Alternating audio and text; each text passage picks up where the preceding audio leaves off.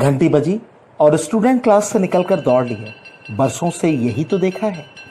School चाहे कितना भी अच्छा हो और छात्र चाहे जितने भी पढ़ाकू हो, छुट्टी का घंटा बजते ही उनकी खुशी देखते बनती है। लेकिन अब स्थिति अलग है। School, college, coaching centre, part time classes और लर्निंग के तमाम दूसरे सेंटर से जुड़े छात्र छात्रा उन्हीं क्लासेस को मिस कर रहे हैं जहां से वो भाग निकलने को बेताब होते थे। कोरोना वायरस संक्रमण ने जीवन के हर पहिए पर ब्रेक लगाया है, लेकिन सबसे बड़ा झटका पढ़ाई लिखाई को लगा है। मतलब की बात में हमारा मकसद ज्ञान, विज्ञान और अध्ययन की उपयोगिता के बखान का नहीं है। पढ़ने लिखने वाले सभी लोग, यहाँ तक कि जिनका पढ़ाई लिखाई से ज्यादा वास्ता नहीं रहा है, वो भी जानते हैं कि विद्या धनम सर्वधनम प्रधानम, यानी पढ़ाई लिखाई से बढ़कर कोई धन संपत्ति नहीं है। और कोरोना वायरस ने दुनिया भर के शिक्षण संस्थानों पर ताले लगवा दिए हैं। यूनेस्को की एक रिपोर्ट के मुताबिक दुनिया भर में इससे 157 करोड़ छात्र छात्रा प्रभावित हुए हैं। भारत में प्रभावित छात्र छात्राओं की संख्या करीब 32 करोड़ बताई जा रही है। दुनिया की बात करें तो इंग्लैंड और दूसरे देशों में स्कूल खुलने लगे हैं, लेकिन इसमें खतरे भी हैं। इजराइल समेत कई देशों में संक्रमण लौटने के चलते खोलने के बाद स्कूल बंद करने पड़े हैं। भारत में तो अभी हाल फिलहाल स्कूलों के खुलने के कोई आसार नहीं दिखते। परीक्षाएं तक रद्द की जा रही हैं। सवाल ये भी उठ रहे हैं कि जब स्कूल नहीं खुलेंगे तो फीस क्यों दी जाए। स्कूलों का सवाल है कि फीस नहीं मिलेगी तो टीचर्स को सैलरी कैसे दी जाएगी। इन सब सवालों पर सरकारें गौर कर रही हैं। विचार उन स्थितियों को लेकर भी हो रहे हैं कि जब स्कूल खुलेंगे तो क्या होगा, क्लास में कितने छात्र होंगे, सोशल डिस्टेंसिंग कैसे मेंटेन होगी। इस बीच स्कूल ऑनलाइन पढ़ाई के विकल्प लेकर आए हैं। भारत में स्मार्टफोन की संख्या बढ़ी है, इंटरनेट का इस्तेमाल करने वाले लोगों की भी संख्या बढ़ रही है, लेकिन फिर भी बड़ी आबादी ऑनलाइन पढ़ाई का सिर्फ सपना ही देख सकती है। द प्रिंट नाम की मैगजीन ने साल 2014 में शिक्षा पर हुए नेशनल सैंपल सर्वे के डेटा का हवाला देते हुए दावा किया है कि भारत में सिर्फ 27% घरों तक इंटरनेट की पहुंच है। गांवों में ये संख्या और भी कम हो जाती है। शहरी इलाकों में यूनिवर्सिटी जाने वाले छात्रों में से 85% इंटरनेट का इस्तेमाल करते हैं, लेकिन इनमें से 41% के पास ही घर पर इंटरनेट की सुविधा है। गांव के छात्रों में से 28% के पास ही घर पर इंटरनेट है। तो बताइए कैसे चलेंगी क्लास। इन सवालों के बीच परीक्षाएं रद्द हो रही हैं, स्कूल खोले जाने की तारीखें आगे बढ़ाई जा रही हैं, प्रतियोगी परीक्षाएं भी टाली जा रही हैं, और ये सारे फैसले छात्रों और उनके गार्जियंस पर दबाव बना रहे हैं। छात्रों या फिर उनके माता पिता निराशा के भंवर में घिरने लगे हैं। मतलब की बात यह है कि निराश होने से कुछ हासिल नहीं होगा।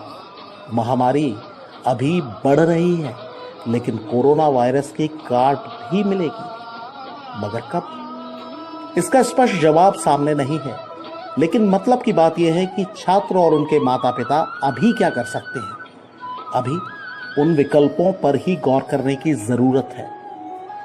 युगांधर के साथ जुड़े छात्रों और उनके माता पिता को संकट के इस दौर में सही सलाह मिल सके, इसके लिए हमने वरिष्ठ पत्रकार, सुप्रसिद्ध लेखक और जाने माने शिक्षाविद श्री गौरव अवस्थी जी से टिप्स देने का अनुरोध किया। पहली बात, अभिभावकों से। जो अभिभावक अपने प्रोफेशन, अपनी नौकरी, अपने कारोबार से बच्चों को समय नहीं दे पाते हैं, आज कोरोना महामारी ने उनको समय ही समय दे दिया है। अब ज़रूरत है कि हम इस समय का प्रबंधन उचित तरीके से करते हैं या नहीं करते। हमें सोचना होगा कि बच्चों को किस तरह से हम उत्साह से लवरेज रखें, बच्चों के अंदर कोई भी नेगेटिविटी ना आने। हम कैसे कर सकते हैं? इसका पहला उपाय है, हम बच्चों को उसी तरह से डेडिकेटेड समय दें जिस तरह हम अपने नौकरी या कारोबार के किसी प्रोजेक्ट को समय देते आए हैं या भविष्य में देंगे। बच्चों को स्पेसिफिक समय आपको अपने घर पर देना है। आप जब उनके साथ समय बिताएंगे तो बच्चों का मन कॉन्फिडेंस से भरेगा, और कॉन्फिडेंस जब आता है तो मन सकारात्मक दिशा में सोचना शुरू कर देता है। हम उनके मार्गदर्शक बने, उनको गाइड करें, उनको बताएं, न कि पुरातन काल के पिता बनकर रह जाएं इस लॉकडाउन के समय। दूसरा मेरा अभिभावकों को सुझाव है कि फैसले लेने में बच्चों की मदद करें, उनकी क्रिएटिविटी बढ़ाने में मदद करें। एक बात और अभिभावकों को समझनी पड़ेगी कि हमारे पूर्वजों ऋषियों मुनियों ने कहा कि घर ही पहली पाठशाला है बच्चों, और उनको व्यवहारिक ज्ञान भी देना जरूरी है। सभी माता पिता अपने व्यवहार से बच्चों को शिक्षित और दीक्षित करते आए हैं, तो व्यवहार शिक्षा में हम जो उनसे अपेक्षा करते हैं उसको सबसे पहले हमें अपने व्यवहार में उतारना है।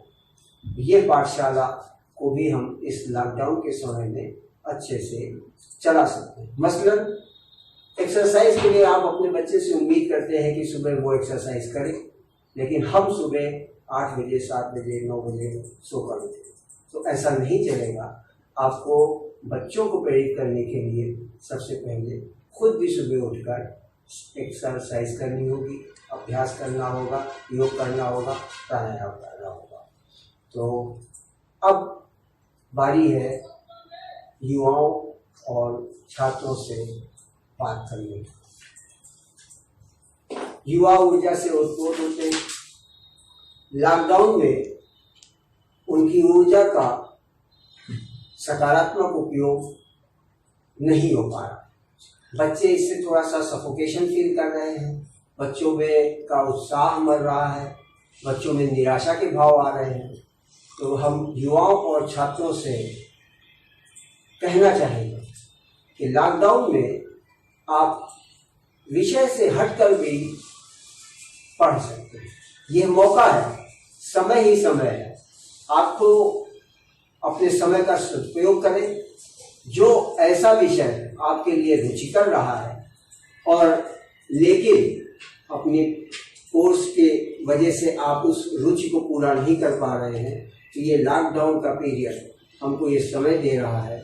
और जब हम रुचिकर विषय में अपना ज्ञान बढ़ाते हैं तो वो हमें मन से भी मजबूत करते हैं, ज्ञानार्जन तो करते हैं। हम लॉकडाउन में प्रयास कर सकते हैं कोई नई भाषा सीखने का। जिस भाषा में हमारी रुचि हो या जिस भाषा को हम कैरियर के रूप में अपना सकते हैं, उस भाषा में अपनी पकड़ को मजबूत बना सकते हैं। और आप देखेंगे कि लॉकडाउन में जब ये लॉकडाउन का पीरियड खत्म होगा, कोरोना महामारी खत्म होगी, दिन सामान्य आएंगे, तो कोरोना काल की लॉकडाउन की ये उपलब्धि आपको एक बड़ी उपलब्धि लगेगी और आपके कैरियर की राह को आसान भी बना सकती है। हम इस कोरोना काल में ऑनलाइन कोर्सेज का भी सहारा ले सकते हैं।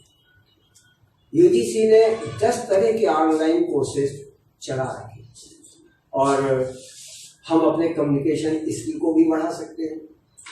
अगर आप प्रतियोगी छात्र हैं तो आप maths, English, reasoning, current affairs आदि में को भी अपने में मजबूत कर सकते हैं, अपनी पढ़ाई को निरंतर जारी रख सकते हैं। अगर हम समय का सदुपयोग करेंगे तो एक आने वाले दिनों में हमें लगेगा कि कोरोना काल हमारे लिए एक अच्छा साबित हुआ। और अगर हमने नकारात्मक सोचा, कुछ नहीं किया, तो ये समय हमको अपने जीवन में काफ़ी भारी पड़ेगा। इसलिए मेरी युवाओं और छात्रों को सलाह है कि इस समय का ज़्यादा से ज़्यादा सदुपयोग करते हुए अपने को स्किल्ड कर लें, अपने को ज्ञानार्जन में मजबूत कर लें और साथ ही साथ भविष्य की राह सुंदर बना लें। तो ताला कितना भी मजबूत हो, चाबी है तो खुल ही जाएगा। ऐसे ही संकट कितना भी बड़ा हो, सही समाधान पास हो तो निराशा का अंधेरा खुद ही छट जाएगा। हम उम्मीद करते हैं कि इस वीडियो की बातें आपको अपने मतलब की लगी होंगी। अगर वीडियो पसंद आया हो तो लाइक करें और इसे शेयर भी करें, जिससे दूसरे लोग भी लाभ ले सकें। जय युगांधर।